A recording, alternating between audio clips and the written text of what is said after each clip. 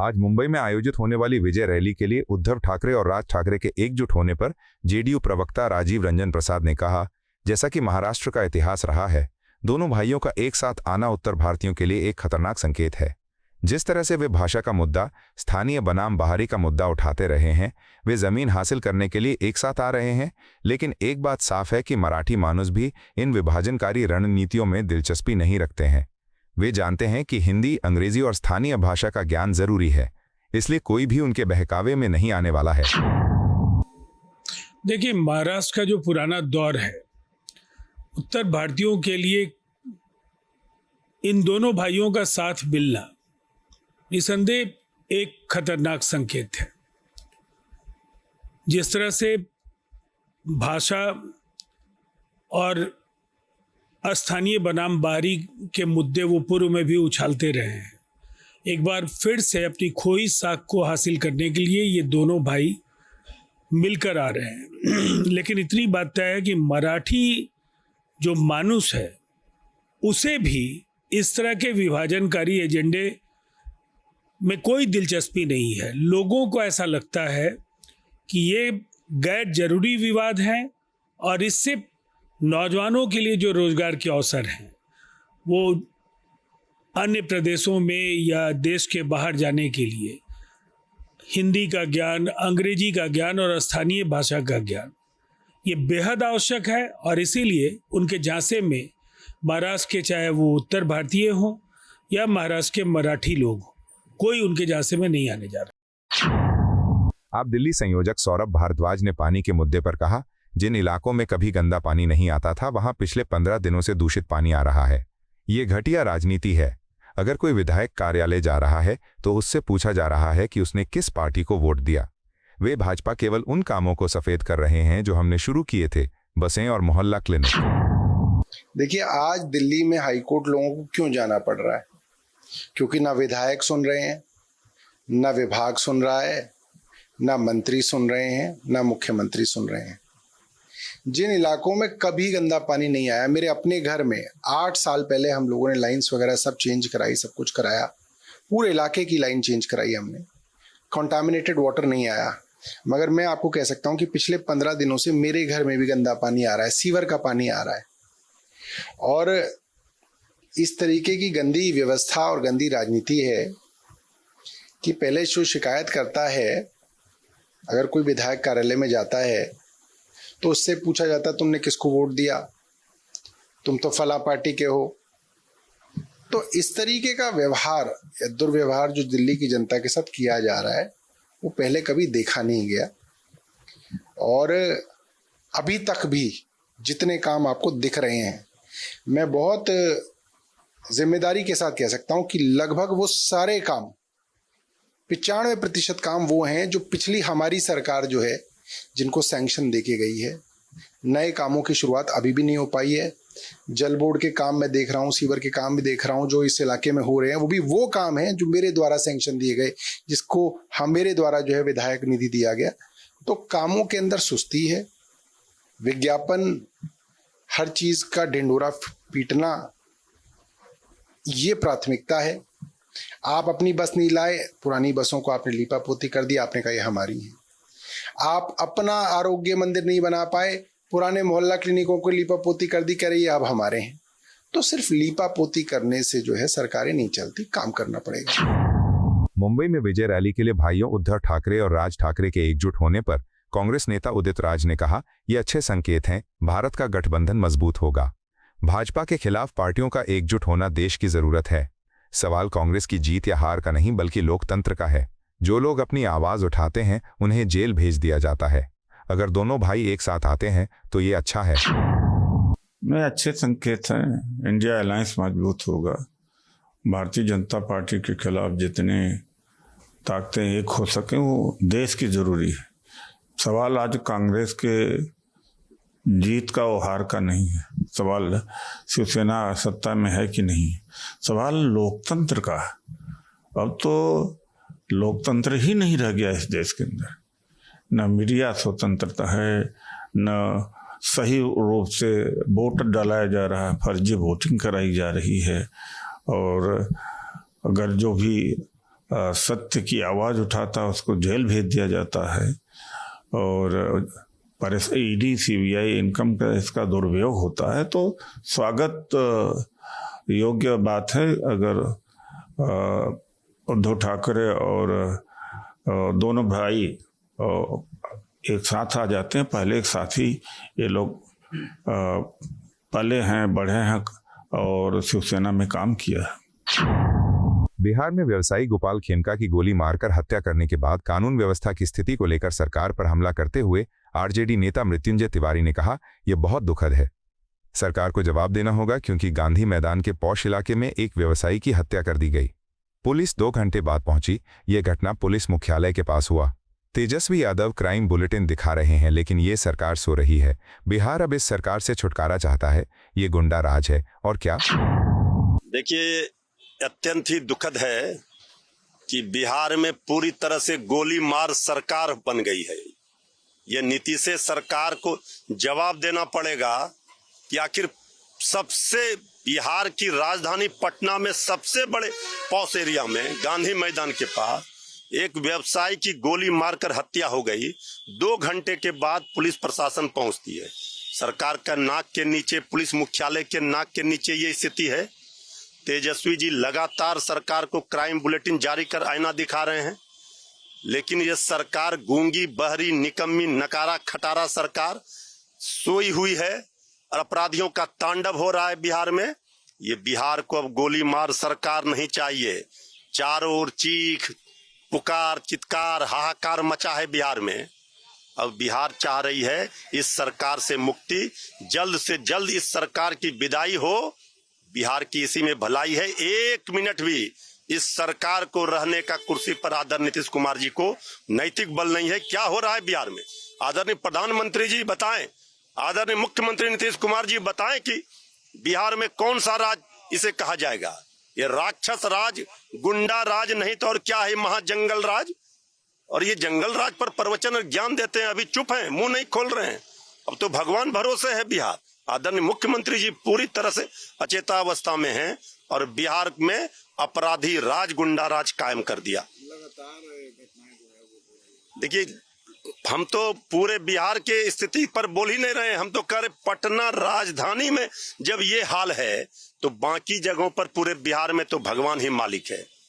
जनता रोज, कल भी सिवान में 7 लोगों की तलवार से काट। लगातार अपराधी पूरी तरह से सरकार का संरक्षण अपराधियों को है। अपराधियों का मनोबल बढ़ा हुआ है। अपराधी तांडव कर रहे हैं, सरकार तमाशा देख रही है बैठ करके। उद्धव ठाकरे और राज ठाकरे द्वारा आज मुंबई में विजय रैली के लिए एक साथ आने पर केंद्रीय मंत्री और आरपीआई अध्यक्ष रामदास अठावले ने कहा, उन्हें जश्न मनाने का अधिकार है। ये उद्धव ठाकरे और राज ठाकरे सहित सभी की मांग थी। महाराष्ट्र सरकार ने दोनों जीआर वापस लेकर सही किया। अब मराठी के मुद्दे पर दोनों भाई एक साथ आ गए हैं। हालांकि ये देखना है कि वे कब तक साथ रहेंगे। जब बाला साहेब ठाकरे के समय वे साथ नहीं थे तो अब उनके साथ होने की संभावना कम है। वे जश्न मना सकते हैं, लेकिन ये निर्णय महाराष्ट्र सरकार ने लिया था। वो सेलिब्रेशन करने का अधिकार है, लेकिन मुझे लगता है कि जिस तरह मराठी सख्ती से करने का जो जीआर निकला था तो वो ऐसा हिंदी सख्ती की तो नहीं थी, तो वो मराठी से सख्ती उसमें थी। लेकिन 1 साल में 10 पीरियड उसमें थे हिंदी के। लेकिन सभी लोगों की मांग ये थी कि भाई खाली उद्धव ठाकरे, राज ठाकरे की मांग नहीं थी। तो अनेक इंटेलेक्चुअल जो मराठी भाषिक है, साहित्यकार है, पत्रकार है, इन लोगों ने भी अपनी भावना व्यक्त की थी कि भाई हिंदी पर हमारा प्रेम ही है राष्ट्रभाषा के माध्यम से। हम तो मराठी है, मराठी पर तो हमारा मैक्सिमम हमारा प्रेम ही है। लेकिन राष्ट्रभाषा के नाते हम हिंदी को भी मानते हैं। लेकिन पहली से हिंदी का मतलब सख्ती करना ठीक नहीं है। ये लोगों की भावना ध्यान में रखकर माननीय देवेंद्र फडणवीस जी के सरकार ने दोनों जो जीआर थे वो रद्द करने का निर्णय लिया है। एक अच्छा निर्णय उन्होंने लिया है। तो अभी ये तो दोनों भाई को लग रहा है कि भाई हमने 2 एक साथ आकर हमने आंदोलन अनाउंस किया इसीलिए ऐसा हुआ, तो इसलिए ऐसा नहीं हुआ। सरकार चाहती थी कि भाई लोगों की भावना का स्टडी कर रही थी सरकार। और सरकार को भी ऐसा लगा था कि भाई हिंदी अपनी राष्ट्रभाषा है तो मराठी तो अपनी है ही है। लेकिन इसी तरह मुझे लगता है कि दोनों भाई अभी एक साथ तो ये मराठी के मुद्दे पर आए हैं। अभी कितने दिन एक साथ रहेंगे मालूम नहीं है। बाला साहब थे तब एक साथ नहीं रहे तो अभी क्या एक साथ रहेंगे। जिस तरह से जो पहले ये मेलावा तो आज है, पर मेलावा से पहले भी काफी खरी खोटी एक दूसरे को सुना चुके हैं, चाहे पब्लिक रैली के दौरान हो, राज ठाकरे ने उद्धव ठाकरे के खिलाफ, उद्धव ठाकरे ने राज ठाकरे के खिलाफ। तो जो इक्वेशन है वो आपको लग रहा है दिखाई देगा दोनों के साथ? मुझे लगता है कि जिस तरह होते रहता है राजनीति में, जब अपोजिशन में होते हैं तो एक दूसरे पर अटैक होता ही है, जब एक साथ आते हैं तो अटैक होता नहीं है। इसी तरह अभी दो भाई तो एक साथ तो मतलब इस विषय पर तो आए हैं, एक मेळावे में एक सम्मेलन में एक साथ आ रहे हैं और उसको विजय मेळावे का रूप उन्होंने दे दिया है। लेकिन ये विजय मतलब उनका नहीं है, ये विजय मराठी जनता का है। और इसीलिए मराठी जनता के भावना को ध्यान में रखकर देवेंद्र फडणवीस जी ने ये निर्णय जीआर रद्द करने का लिया है। तो वो भाई कितना उत्साह मनाए, लेकिन निर्णय तो सरकार का है और क्रेडिट सरकार को देना चाहिए। व्यवसायी गोपाल खेमका हत्याकांड पर आरजेडी सांसद मनोज झा ने कहा, सरकार नाम की कोई चीज नहीं है। हत्यारों ने ये सोच लिया है कि सरकार उनकी है। शर्म आनी चाहिए, क्या बनाकर रख दिया है बिहार को। बीत रही होगी उस परिवार पे, खेमका जी के परिवार पे। कल सिवान, फिर देर रात ये घटना होती। मतलब सरकार नाम की कोई चीज है? मैं तो अब यहां किसी से सवाल ही नहीं करूंगा। माननीय प्रधानमंत्री जी, आप विदेश दौरे से लौट के आए, माननीय गृह मंत्री जी, ये हो क्या रहा है? कोई सरकार नाम की चीज नहीं है। अगर मैं सच में कहूं तो हत्यारों ने यह सोच लिया है कि सरकार उनकी है, वो जो चाहे जब चाहे कर गुजरे। राज्य का इकबाल नहीं है, सरकार का इकबाल नहीं है। जाके बताइए उन परिवारों को, हम सरकार हैं। शर्म आनी चाहिए, क्या बना के रख दिया है बिहार को। मनोज सर, एक तरफ आप बोल रहे हैं कि सरकार नाम की चीज नहीं, और कुछ दिन पहले राजनाथ सिंह आए थे जिसमें उन्होंने जिक्र किया था कि 20 साल पहले जो जंगल रास्ता उसको आप घर घर जाके घिस गया है स्क्रिप्ट। राजनाथ जी अपने मन से नहीं बोले, उनको स्क्रिप्ट पकड़ाई गई, क्योंकि और कुछ चल ही नहीं रहा है। लोग आज देख रहे हैं। तुम वैदिक काल में ले जाओगे, उस दौर के भी आंकड़े जारी करो और आज के आंकड़े जारी करो, सार्वजनिक बहस कर लो, लेकिन उनसे जाके पूछो जिनके घर का चिराग बुझ गया है, उनसे पूछो, शर्म आएगी अगर थोड़ी भी शर्म अंदर है।